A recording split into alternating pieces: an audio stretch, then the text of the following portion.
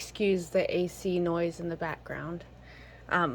So this is what I like to use for painting on crochet stuff. It's Fabric Creations soft fabric ink. Technically, I know a lot of people use eyeshadow. However, if you're going to be touching something a lot, you definitely don't want to use that because it's just going to rub off. But this stuff you can dry brush on or paint on, and then you just hit it with a hair dryer or some sort of heat and it's permanent. So that's what I recommend. And then any type of paintbrush is fine. Preferably not too soft of a paintbrush. So you're just going to pour some of that in. And if you're really scared, you know, start off with a test swatch so you don't, you know, so you're not freaking out the entire time. Anyway, so you just want to brush it in a little bit and then rub off a lot. Like, the first time you really want to, like,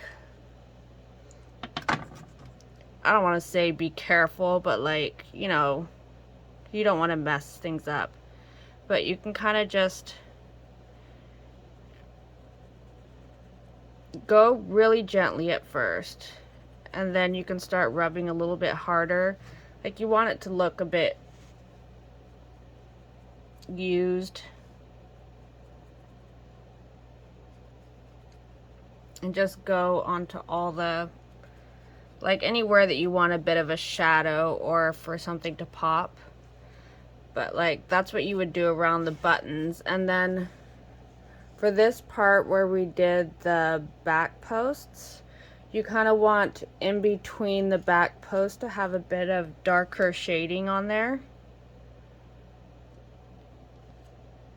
Sorry, I know it's probably really hard to see, but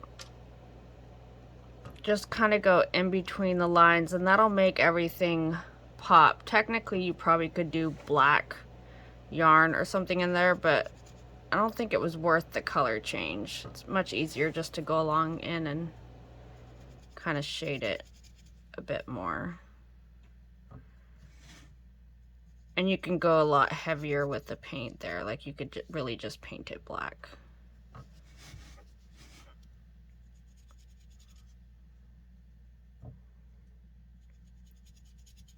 You could also use acrylic paint, but it's gonna be crunchy. The nice thing about fabric paint is that it's soft and pliable. It's not gonna get crunchy.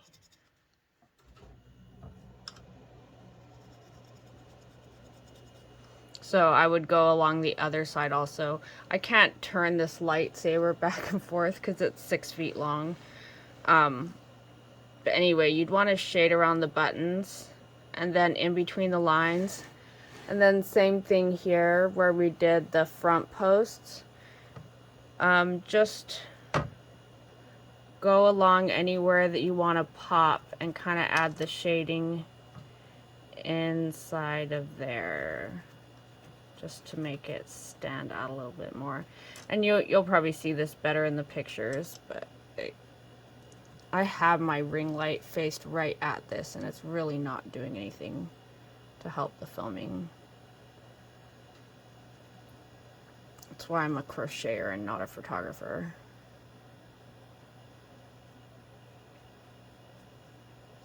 So just shade in there, and then you can add a little bit of shading, you know, anywhere you want to.